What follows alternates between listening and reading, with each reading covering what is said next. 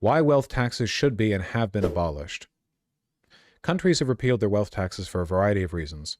They raise little revenue, create high administrative costs, and induce an outflow of wealthy individuals and their money. Why?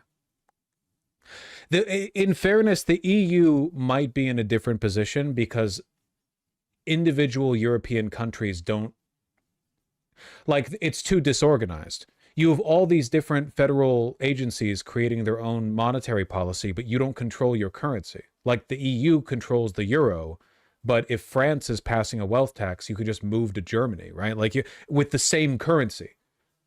France can't keep taxing your euros out of Germany because it's their currency, because it's not their currency. It's still doable either way. Well, tax policy should be EU-wide then, if that's the case. Here, wait. I don't know why I'm reading this. Do wealth taxes work? In 1990, about a dozen European countries had a wealth tax, but by 2019, all but 3 had eliminated the tax because of the difficulties and costs associated with both design and enforcement. I don't know if I trust it. It's definitely different in the EU because of the currency thing. The biggest issue that Piketty brings up with wealth taxes is that rich people hide their wealth. I guess the problem that I have with this is that for the most part, no, they don't. We have like top 10 lists of like wealthiest people in the world. And a lot of wealth these days is just held in stocks. Like, we know what it's worth. You can literally like multiply the amount of shares they have by like, it's mathematically determinable. Let them try to dodge. So be more thorough. It's always a half-assed measure. Like, I will admit, it does seem like there's no point in having a wealth tax if you're too dickless to arrest wealthy people who break tax law. Which does seem to be the case. Like, how often do people actually get arrested for violating tax law, right? I mean, you have some high-profile cases, but what's the point in a law if you've basically like, oh, no, well, there's no consequence to breaking it. No one ever wants to do it. Problem is, billionaires have good lawyers. Yeah, but like, this is such a solvable problem, man. Like, pardon me for getting like Leninist with this or whatever, but you can literally just have a guy be like, no, fuck you. We know what you're worth. Give us your money. We're talking about people who earn, let's just say at a ballpark, 10 million or more. These are not people who are going to be starving in the street. We're talking about percentages of an amount above what is already like a great level of wealth. This is, frankly, in my opinion, it's a situation where you can afford to be a little incautious. Jesus. I mean, like, it's a global economy that's teetering constantly on the precipice of economic collapse because we need to keep borrowing and borrowing and borrowing and borrowing because it's the way you grow the economy, because the line has to keep going up and everyone keeps expecting fucking returns on their investments all the time, even though it's not possible in the long run. In order to bridge the wealth gap between rich and poor in Germany, the SDP called for a nationwide wealth tax to be reintroduced in 2019. According to the proposed tax reform, wealthy households would be required to pay an extra tax between 1 and 1.5%. A single household would need to pay 1% of their net worth at every euro surpassing 2 million, and a married couple would have to pay for every euro surpassing 4 million. A married household with a combined net worth of 4.2 would have to pay an annual wealth tax of just 2,000 euros. Their proposition was eventually vetoed by the CDU and therefore never again considered. Great. Hello, Piketty. If wealth taxes weren't effective, rich people wouldn't lobby so hard to stop them. Yeah, it's not a very scientific argument, I guess, but from like a gut perspective, it does kind of feel like when people are like, no, wealth taxes are ineffective, they don't even work, and then it's like, is that why? Because governments do shit that don't work all the time. Governments love doing shit that doesn't work. So why are all these wealth taxes getting fucking vetoed or never even proposed? Like, I don't know, man. Is it that they won't work or is it that they will? If done properly. They're ineffective. Really? Then why do you look so nervous right now, Mr. Wall Street billionaire? By the way, capital flight's especially like less of a problem if you're the United States, I think, because you can literally make certain trade deals prerequisite for other countries. If you want to trade with the United States, you have to make sure that citizens in your country comply with our tax law, if they're citizens.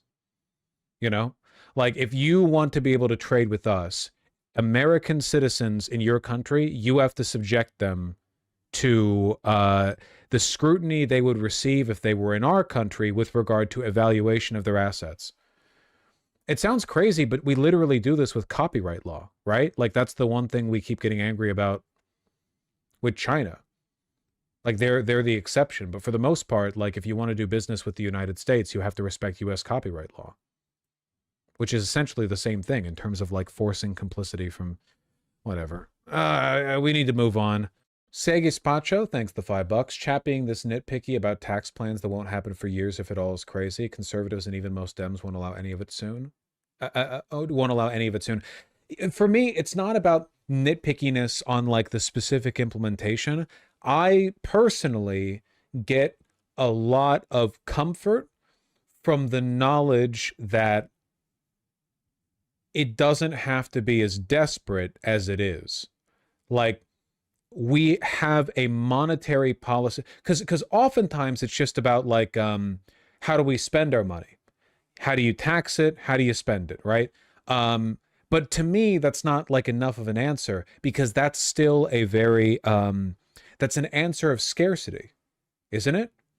Like, if the United States really upped its taxes, yeah, it could spend more on programs, but we're still dealing with like a finite money supply. We're still dealing with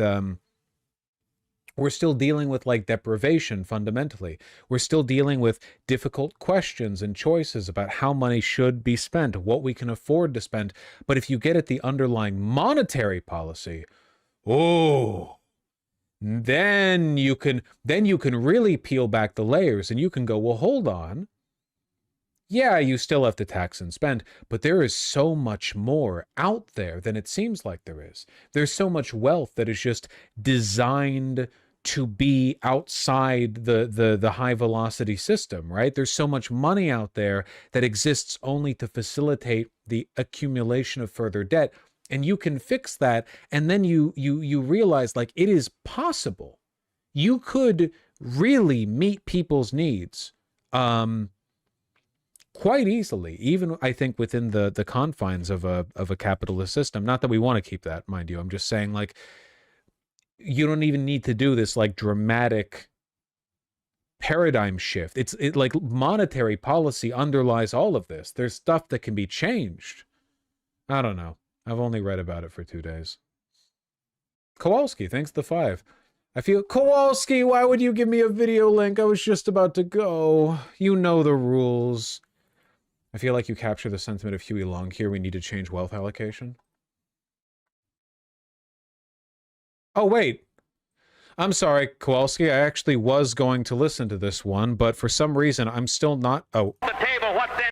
Oh, okay. I guess I am getting audio now. Wait, how long is this? Is there a way to tell how long a video is on Instagram? And would let one man take off the table what's intended for 9/10 of the people to eat.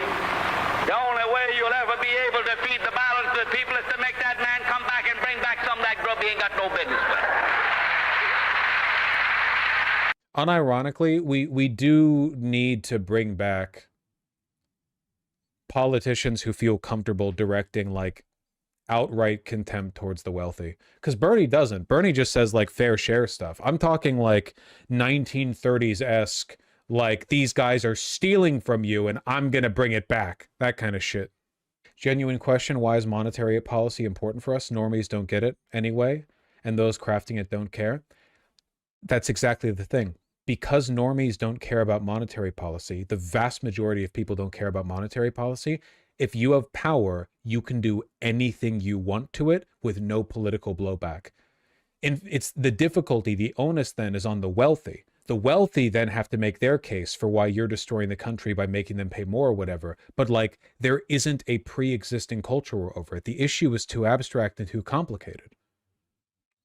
So I like potentially, if the left ever really took power, like properly, and like a, you know, in like a seismic political event, you would have the ability potentially to establish a century or more, even in capitalism, a century of much more equitable economic policy. By establishing rules that the average person wouldn't even, the average wealthy person wouldn't even properly understand. Who really understands monetary policy? Bankers, sure, people who work at the Fed, people really into investment. Apart from that, the average wealthy person, trust me, does not know much about monetary policy. Certainly I don't, but you get what I mean.